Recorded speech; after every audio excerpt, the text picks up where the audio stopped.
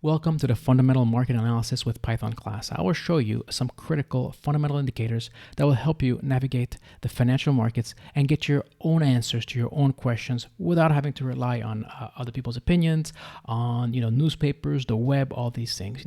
Show you how to get your own answers. So whether you're a trader, a financial analyst, a data scientist, or just a curious person, curious about the markets that wants to stay informed, this class is for you. I'll show you where to find free and reliable data, how to analyze and plot that data using Python and Jupyter Notebooks. So I do expect you to know a little Python, not much, but just enough to, because we're not going to cover the basics of Python in this class.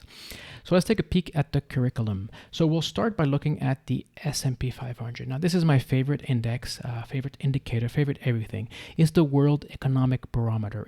It's comprised of some of the biggest 500 biggest companies in the United States, and as a group they represent over 80% of all equity market value traded in the US. 80%, and 30% of that is revenue that comes from outside the United States. So it's not even just an American and US indicator, it's a world indicator. So if you're in a hurry and you only have time for one indicator, that's the one.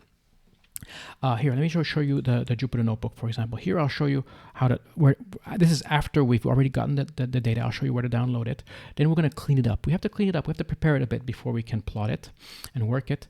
And then we'll do some simple visualization, right? This is basically, many years of the S&P 500. Look at that run. Phenomenal. We will also then kick it up and look at more complex ways of displaying it. We'll displaying it using, for example, candlesticks. A great way of looking at the markets using candlesticks. In this case, every bar represents 1 year. When the bar is green, as you've probably figured out, means the markets are going up. When it's red, it means the markets are going down. So great way of simplifying, of aggregating the data, yet with still retaining a lot of information. And we'll do even more complicated things. We'll even look at, like, for example, custom indicators. In this case, we're looking at the COT, the Commitment of Traders report, plotting it around the dollar index, and other ways of looking at it as well, right? So very powerful ways of taking this fundamental data and kind of helping you understand what is going on in the markets. What else? We'll look at the VIX. The VIX, this is a phenomenal index. The VIX is also called the fear index, and it's based on the options of the S&P 500. And I'll give you more details in the class about it. But what's important about the VIX, and what I think is great, it's a forward-looking indicator. It doesn't mean it's always right? It doesn't mean it's like a crystal ball, but it's designed to look at 30 days into the future. That's why it's great. That's why we want to be able to get everybody's opinion. Ask the world, what do you guys think is going to happen in the next 30 days? That's the VIX. The VIX will tell it through volatility and through the S&P 500. We'll look at market movements and basics about how the markets works. We'll also look at a series of ways of kind of charting, of displaying data. Things like, candlesticks, relative strength index, moving average, convergence, these kind of things. These are kind of considered indicators. They're not that critical. They're important, but not critical. The next part, section 3, is the heart of this class. It's the fundamental indicators. We'll look at the consumer price index, CPI, see how consumers are feeling. We'll look at real estate. That's important. The Case-Shiller index, the CPPI, the VNQ. We'll look at the unemployment and the labor pool. We'll look at bankruptcies, oil and gold, Bitcoin, the yield curve, and the inverted yield curve, and what it means when the yield curve is inverted. We'll look at dividends, dividend yield.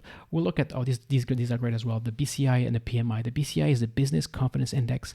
The PMI is a Purchasing Managers Index. Now, these are also forward-looking indicators, and they're not really quantitatively based. They're actually surveys that are sent out to many people, business leaders, and they're brought back, compiled, and then you have a feeling of how things are going to be in the next month. So again, a forward-looking indicator. Doesn't mean it's always going to be correct, but it's definitely forward-looking.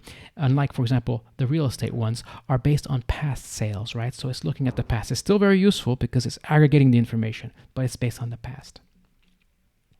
We're looking at retail numbers and a bunch of other things like the Commitment of Traders report, which I showed you a taste of. And one thing I need to say, this class is not about teaching trading techniques. So don't ask me, how do I trade, or what's the right way or wrong way. There's no right way or wrong way in this class. If you ask me that, I will point you to the Bugglehead's investment philosophy, and it's all about people taking investment in their own hands. They don't want to rely on anybody. They don't want a middle person telling them what to do. They want to know it themselves and do it themselves. This is the way to go, in my opinion. So it's all about seeing the big picture. So before I go into the big picture, let me talk a little bit about me. I've been in tech for many decades. I worked at Microsoft for a few years, and after that, I went to Wall Street. I worked on Wall Street for 6 years. Literally, I was right next. My building was touching the American Stock Exchange building when the American Stock Exchange was still open.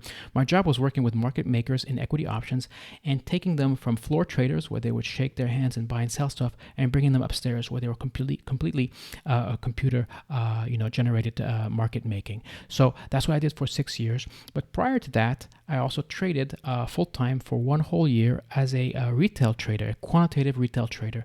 And boy, the difference of going from retail to pro, night and day. It's like, really, it's when I see people just trading off of technical indicators and not seeing the big picture of all the fundamentals, it feels like what I was doing when I was trading on my own versus as a pro. You are at such a huge disadvantage if you don't look at the big picture, and this is what this class is trying the void is trying to fill. I'm also a host of the ViralML.com show, which does all sorts of shows from tech industry, data science, state of the industry, and also finances. So I get a lot of my ideas from the shows. When they're popular, that's when I decide to make a class using that. So I recommend you keep an eye on the channel. And I also have a few books out, including on data science and all sorts of things, including this book. Actually, I have a copy here I can show you, which is the class is also loosely based on. So if you're more of a book person and versus a class person, you can get the book.